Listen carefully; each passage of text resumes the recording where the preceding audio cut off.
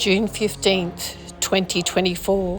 Finally, the day had come, the beginning of our adventure of a lifetime. We were setting sail, joining the sail to Indonesia, Airlie, ready to chase a dream that so many had warned us against.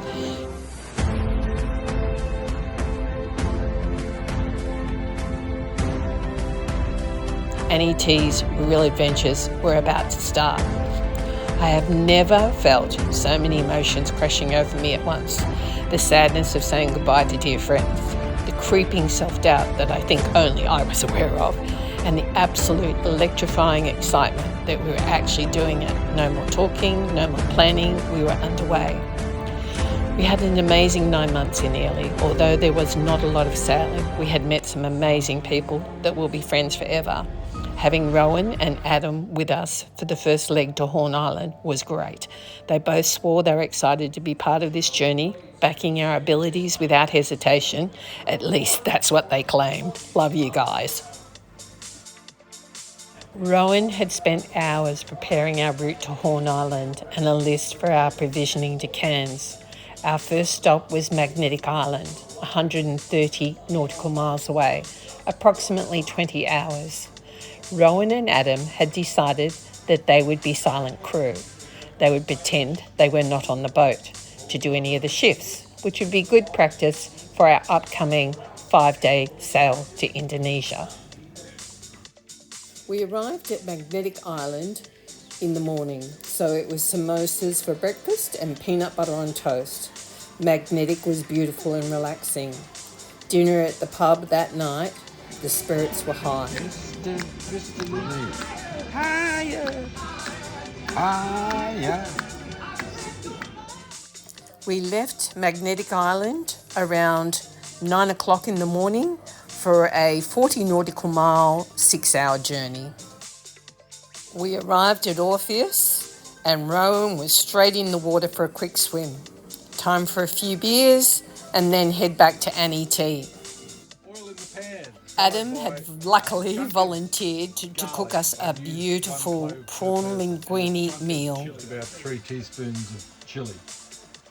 Heat it up, let it infuse a little bit, chuck in the prawns, cook the prawns, chuck in a dollop of white wine. That was a dollop in my case because I wanted to keep enough to drink. And then a dollop of passata. That was a passata thing because tomatoes are good for you, good for your prostate. And then all I'm doing is simmering that while hopefully the pasta is continuing to cook. And then when that's cooked, I'm going to tip the water out, then tip the prawns into there, and we're going to serve out of there. Voila! What a sensational meal. We arrived in Cairns around 9 o'clock in the morning, 130 nautical miles, about 19 hours. Always a bubbles to celebrate our arrival. Cairns was a little stressful, to say the least. We still had a long list of things to do. Bunnings, Whitworth, Anaconda, provision to Horn Island, and also provisioning for the next 6 months whilst we sailed through Indonesia. I was trying to make sure we had everything covered. Stressful. Departing Cairns in the dark without any preparation was slightly hazardous. How did this happen? A big night ending with the last of the bamboo rum on NET. Never again before a passage. East Hope Island was only 76 nautical miles away, about 12 hours. The weather was not the best, and of course there is the story about the one that got away. Oh, you bastard! We arrived a little later than expected, and it was a little bit hairy getting in, but what a beautiful spot for sundowners. It was only 20 nautical miles or 3 hours to Cooktown. We were enjoying these short trips. In Cooktown we met Tony, a long-term friend of Rowan's. He gave us a guided tour and took us out to his amazing retreat, the Paperbark Lodge, where his wife prepared a sumptuous afternoon tea. Thanks, guys. We managed a quick walk down to the Crocodile Viewing River Luckily, we didn't see any on the way. We did a quick tour through the Cooktown Museum. Believe it or not, one of my school friends used to work one of these switchboards. The next day we set sail to Lizard Island, 50 nautical miles and 8 hours away. We arrived in Lizard Island, where the boys promptly went for a snorkel. Not for Rowan or myself. We went for a walk, and not too far considering the croc signs on the beach. A few bevies at the Marlin Bar, and the next day we were off to Flinders Island, 82 nautical miles, 12 hours away. This one didn't get away, a nice Spanish mackerel. At Flinders Island, we planned to take a walk to the infamous Aboriginal paintings, but when we arrived, we were concerned about leaving our inflatable dinghy on the shore as a chew toy. Turns out a local fisherman indicated that the sharks in the area are also prone to taking a bite. We rested overnight and then moved on to Portland Road, 115 nautical miles, approximately 17 hours away. Bubbles on arrival, and then all a little concerned about the crocs, not that any had been sighted. The boys' first attempt to land was a fail due to low tide, and not wanting to jump into the water, we decided to wait for one of their much talked about prawn rolls until high tide.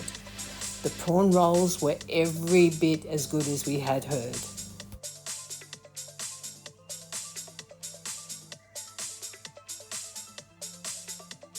We left for Mount Adolphus the next morning, 129 nautical miles and 20 hours away.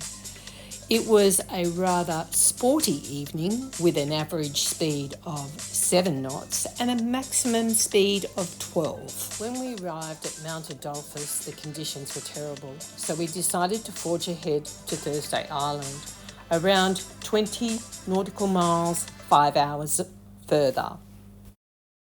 And here we are, Thursday Island, 15 days later, and over 800 nautical miles. What a trip. And the funniest moment of the trip was Rowan's pancakes. Just look at these masterpieces. It was then time to say goodbye to Rowan, and for the first time, there was no see you soon. Sad goodbyes. Miss you, the King of Airlie. It was not our intention to do a walking tour around Thursday Island. However, we were following Adam, who, unlike us, was fit. The first stop was the War Museum, followed by Sadie Beach, a total 12-kilometre walk, and then, of course, a few beers to quench our thirst. The next day, Adam was due to depart. Once again, sad goodbyes. We still had a lot of jobs to do. Top priority was the diesel and water run. Filling all our jerry cans took us about 6 trips. The tech bitch had to download our charts, ensure our Starlink was connected, and all navigation aids were up to date, including our AIS tracking. Then there was the Wise card, which is an overseas credit card, and an Indonesian eSIM, and then finally ensure the 10 documents required by Border Force were all completed, ready to check out at customs. 2 days before we set sail, the Sail to Indonesia rally crew met up at the Horn Island pub. It was like a League of Nations, everyone buzzing with excitement. At this stage, we had no idea this man, Price from Canada, would have such a large impact on our rally experience with his amazing knowledge and attention to detail.